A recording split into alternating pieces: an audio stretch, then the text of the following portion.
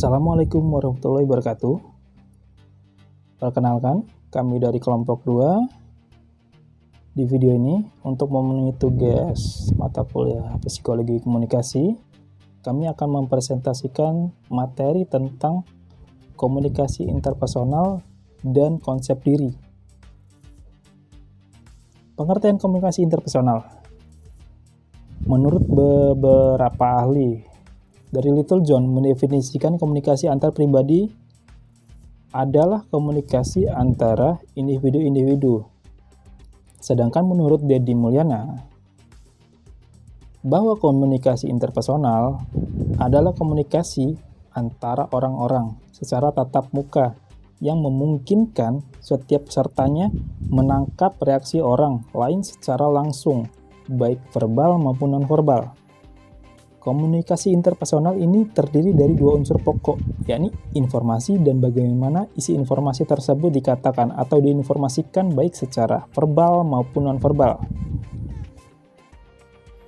Fungsi komunikasi interpersonal. Secara umum, komunikasi interpersonal memiliki fungsi untuk meningkatkan hubungan antar manusia, mengurangi potensi konflik antar orang dan berbagi pengetahuan ataupun pengalaman dengan orang lain.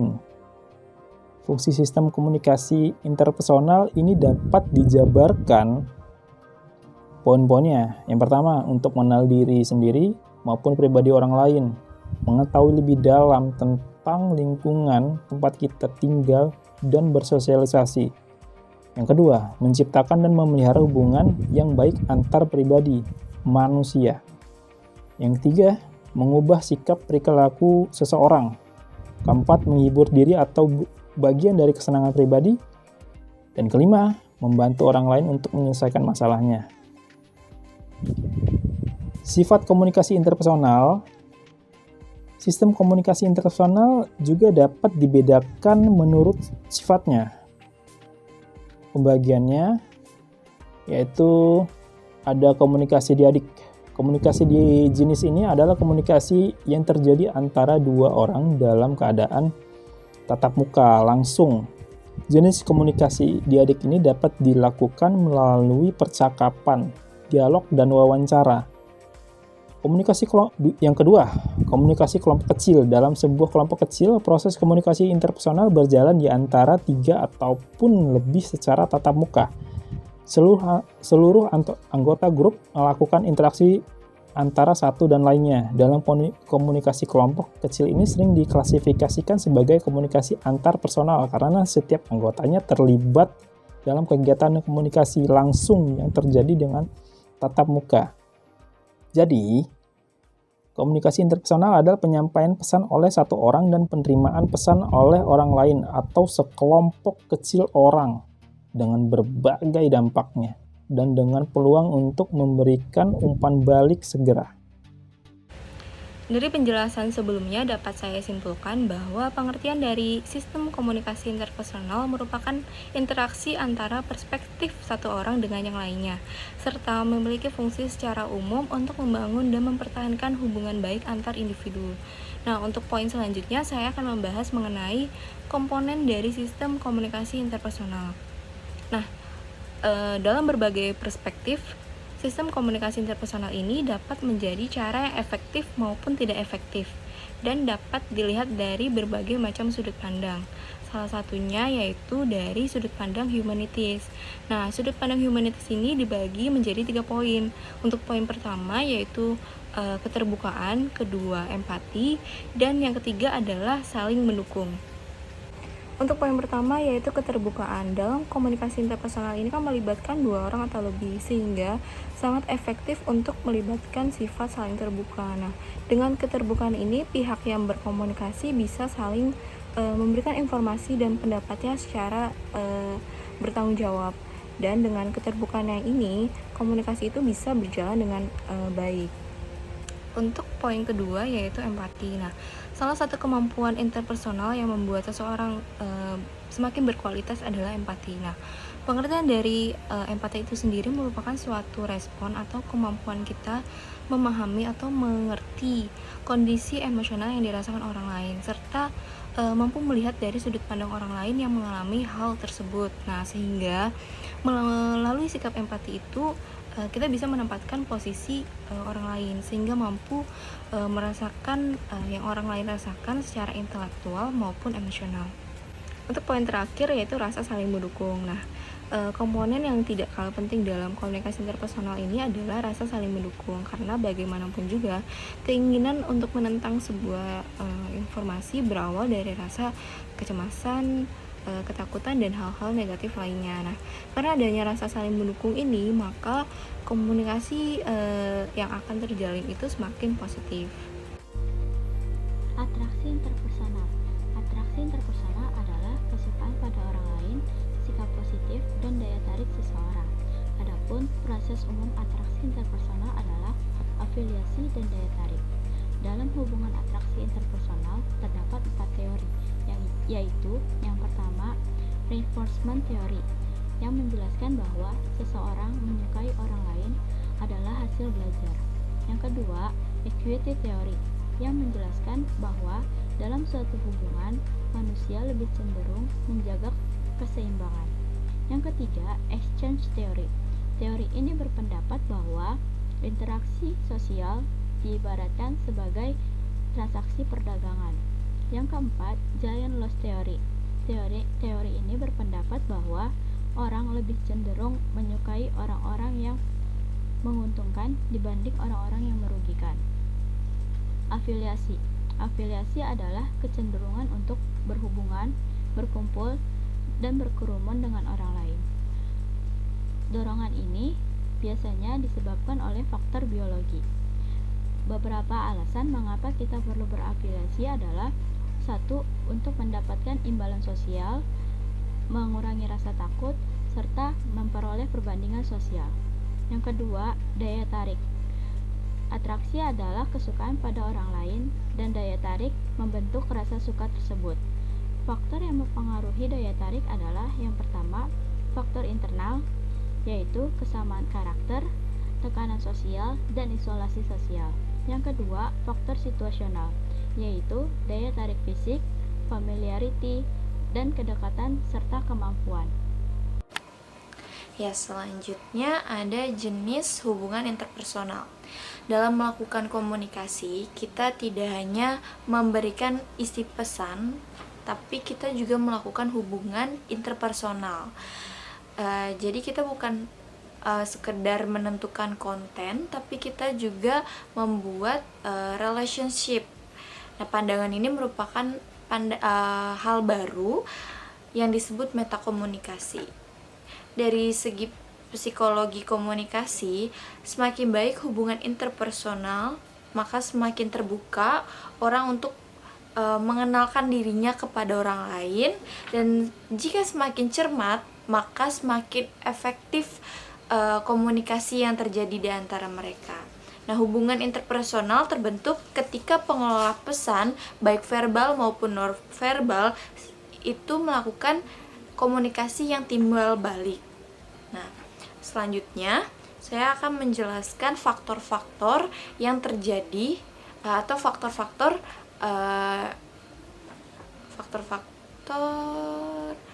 komunikasi interpersonal. Nah, yang pertama itu adalah jumlah individu yang terlibat. Nah, di sini ada dua hubungan, yaitu hubungan dyad dan hubungan triad. Hubungan dyad itu adalah hubungan antara dua individu, sedangkan hubungan triad adalah hubungan 3 atau lebih individu yang memiliki konteks yang lebih kompleks, dan biasanya keputusan yang diambil adalah keputusan voting, menggunakan voting. Yang kedua, berdasarkan tujuan yang ingin dicapai, seperti dalam kelompok ingin memiliki hasil yang baik untuk mencapai nilai yang bagus, seperti itu. Yang ketiga adalah berdasarkan jangka waktu. Yang keempat berdasarkan tingkat kedalaman atau keintiman, seperti antara bos dan karyawan atau teman dengan teman lainnya. Yang kelima adalah tahapan hubungan interpersonal. Nah, di sini itu tahapannya ada 6.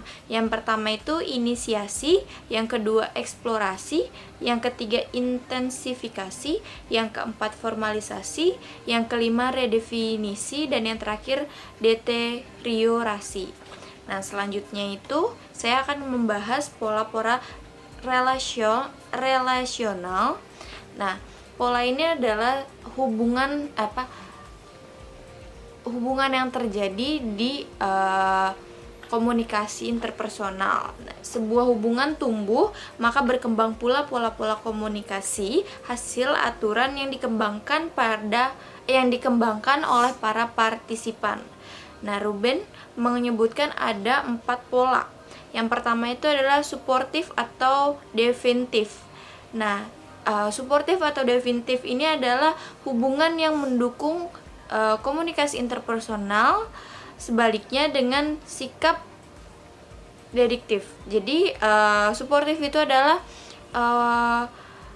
sikap yang mendukung, sedangkan definitif ini adalah sikap yang tidak mendukung. Selanjutnya ada ketergantungan atau dependent, dan tidak bergantung atau independen. Nah, hubungan yang beriklim independen dicirikan jika salah satu individu sangat bergantung pada individu lainnya. Misalnya karena dukungan, karena uang, pekerjaan, atau kepemimpinan dan petunjuk lainnya. Selanjutnya ada progresif dan regresif. Nah, hubungan progresif adalah hubungan ditandai dan menimbulkan keputusan serta harmoni, artinya hubungan mengarah ke iklim positif. Nah, sebaliknya regresif itu memiliki hubungan yang tetap berkembang namun mengarah atau menimbulkan ketidakpuasan dan ketidakharmonisan. Dan yang terakhir adalah self-loving dan self-defeating purpose. Nah, pola yang dapat mempengaruhi suatu hubungan dipengaruhi oleh harapan kita. Dalam banyak kasus, apa yang kita harapkan terjadi sering terjadi, atau paling tidak, apa yang kita harapkan akan mempengaruhi apa yang sesungguhnya terjadi. Nah, itu adalah self-fulfilling dan self-defeating. Oke, selanjutnya selanjutnya akan dipresentasikan oleh teman saya. Terima kasih. Berikutnya ialah faktor-faktor yang mempengaruhi pola hubungan interpersonal. Menurut Ruben, ada beberapa faktor yang mempengaruhi komunikasi interpersonal. Yang pertama yaitu tingkat hubungan dan konteks. Pola yang berkembang akan berbeda pada tingkat komunikasi yang satu dengan yang lainnya. Contohnya saja, orang yang bertemu di mall akan berbeda perilakunya dengan jika bertemu di taman yang sepi atau di kelas. Kedua, kebutuhan interpersonal dan gaya komunikasi. Kebutuhan seseorang dalam berhubungan dengan individu lainnya akan mempengaruhi iklim komunikasi yang berkembang. Misalnya kebutuhan akan kasih sayang atau mengontrol orang lain. Ketiga, kekuasaan. Kekuasaan yang dimiliki seseorang juga mempengaruhi pola komunikasi yang berkembang. Jika seseorang lebih berkuasa dibandingkan yang lainnya, tidak mungkin akan terjadi hubungan yang sejajar. Yang keempat, yaitu konflik. Konflik akan memberi warna pada pola yang terjadi. Misalnya terjadinya konflik akan menghasilkan ketidakpuasan dan ketidakharmonisan sehingga muncul iklim regresif. Komunikasi interpersonal sebagai sistem berarti apabila dikaji secara seksama, dalam proses komunikasi itu juga terdapat komponen input, proses, dan produk. Input adalah komponen penggerak, sumber daya awal yang menggerakkan proses komunikasi interpersonal, misalnya harapan dan aturan. Kemudian itu hubungan sensasi, persepsi, dan komunikasi. Indera manusia menangkap stimuli atau melakukan sensasi. Kemudian stimuli itu dipersepsikan sehingga menghasilkan makna. Kalau makna yang dihasilkan benar, maka akan mendukung keberhasilan proses komunikasi. Dengan kata lain, kendala komunikasi dapat berawal dari kesalahan memberi makna dalam persepsi tersebut. Konsep diri atau self-concept merupakan suatu bagian yang penting dalam setiap pembicaraan tentang kepribadian manusia. Konsep diri ini merupakan sifat yang unik pada manusia sehingga dapat digunakan untuk membedakan manusia dari makhluk yang lain. Kemudian konsep diri dalam seseorang dinyatakan melalui sikap dirinya yang merupakan aktualisasi orang tersebut. Manusia sebagai organisme yang memiliki dorongan untuk berkembang yang pada akhirnya menyebabkan ia tersadar akan keberadaan dirinya. Perkembangan yang berlangsung tersebut kemudian membantu pembentukan konsep diri individu yang bersangkutan. Adapun konsep diri menurut para ahli, yang pertama menurut Burns 1993, konsep diri adalah suatu gambaran campuran dari apa yang kita pikirkan, orang-orang lain berpendapat mengenai diri kita dan seperti apa diri kita yang kita inginkan. Kemudian menurut Mulyana tahun 2000, konsep diri adalah pandangan individu mengenai siapa diri individu dan itu bisa diperoleh melalui informasi yang diberikan orang lain pada individu tersebut. Sehingga dapat disimpulkan melalui pendapat para ahli di atas bahwa pengertian konsep diri adalah cara pandang secara menyeluruh tentang diri kita yang meliputi kemampuan yang dimiliki, perasaan yang dialami, kondisi fisik maupun lingkungan terdekatnya.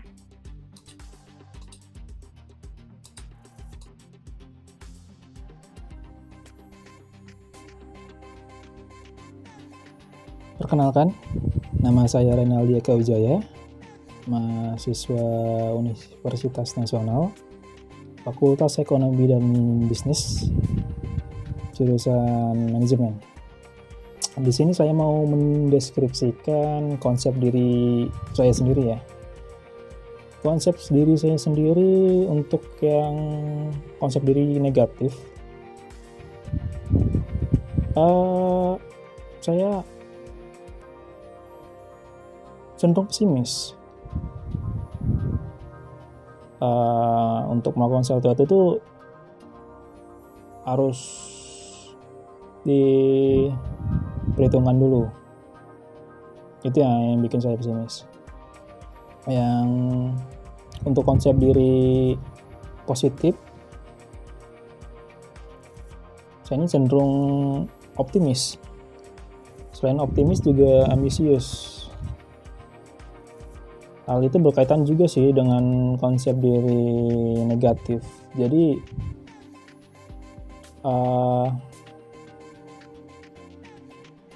dikala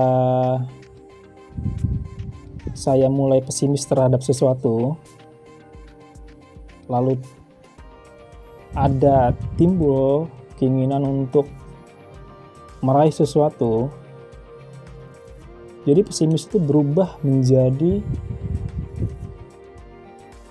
sifat optimis. Ya, cuma itu sih deskripsi konsep diri saya pribadi. Sekian, terima kasih. Perkenalkan, nama saya Rita Waitami dari Fakultas Ekonomi Bisnis, jurusan Manajemen. Konsep diri menurut saya merupakan pandangan kita mengenai siapa diri kita, dan hal tersebut bisa kita peroleh dari omongan orang terdekat, dan tanpa kita sadari omongan dari mereka itu tuh bisa ngebentuk konsep diri kita, baik itu menjadi positif maupun negatif, tergantung dari bagaimana kita menyikapinya.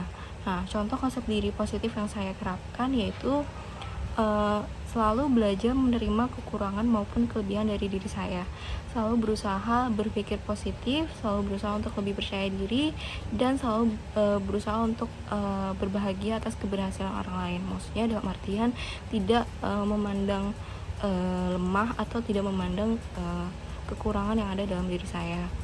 Dan poin itu sangat penting untuk saya terapkan sehingga konsep diri negatif dalam diri saya itu bisa diminimalisir dan hanya fokus terhadap konsep diri positif saya. Assalamualaikum warahmatullahi wabarakatuh. Saya Nurdina Sofyan, mahasiswa Fakultas Ekonomi dan Bisnis, Program Studi Manajemen, Universitas Nasional.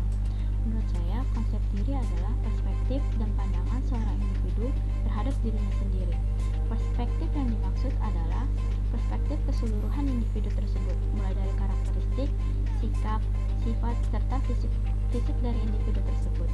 Konsep diri yang ingin saya tanamkan terhadap diri saya sendiri adalah bertanggung jawab, mampu menerima masukan orang lain, dapat dengan cepat menyesuaikan diri dengan lingkungan, serta selalu berpikiran positif. Assalamualaikum warahmatullahi wabarakatuh. Nama saya Siti Adela Fitrianjani. Saya berkuliah di Universitas Nasional, Fakultas FISIP, jurusan Ilmu Komunikasi dengan konsentrasi jurnalistik. Di sini saya ingin menjelaskan konsep diri yang saya punya. Saya memiliki konsep diri yang mudah mendengar, tidak mudah gegabah, dan tenang dalam menghadapi tekanan. Saya juga dapat menerima masukan, saran maupun kritik. Sepertinya itu adalah konsep diri yang saya punya. Terima kasih. Assalamualaikum warahmatullahi wabarakatuh. Saya Arya Fernando. Saya berkuliah di Universitas Nasional, Fakultas FISIP, jurusan Ilmu Komunikasi. Konsep diri saya orangnya terkenal dominan, terlihat jutek dan sombong, tapi kalau sudah kenal saya orangnya humble, dan saya itu pendengar yang baik, periang dan humoris, tepat waktu, dan saya sangat tidak suka orang yang suka membatalkan janji, dan orangnya juga tidak enakan. Nah, itu yang membuat orang lain menjadi semena-mena terhadap saya. Perkenalkan, nama saya Huzaimah Asma Maulidia Alan. Saya mahasiswi Universitas Nasional untuk program studi manajemen. Saya akan membagikan mengenai konsep positif tentang diri saya. Untuk yang pertama adalah konsep self-love, yaitu bagaimana saya memperlakukan diri saya dengan sebaik-baiknya, dengan cara bersyukur, kemudian bagaimana memilih makanan untuk saya konsumsi, berolahraga, memilih hal-hal yang penting dan menyingkirkan hal-hal yang membuat saya stres. Saya memastikan untuk menjaga agar semuanya tetap dalam kondisi seimbang dan tidak berlebih-lebihan.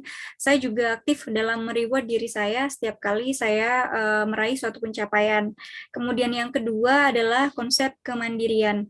Saya berusaha maksimal untuk melakukan semuanya secara mandiri dan tidak bergantung kepada orang lain. Untuk konsep yang terakhir adalah manajemen waktu.